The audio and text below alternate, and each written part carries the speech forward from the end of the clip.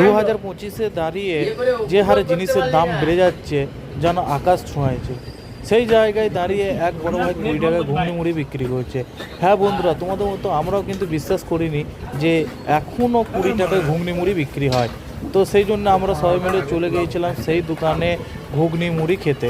তো এখানে আমরা 4-5টা বন্ধু মিলে চলে এসেছি ঘুগনি মুড়ি খেতে।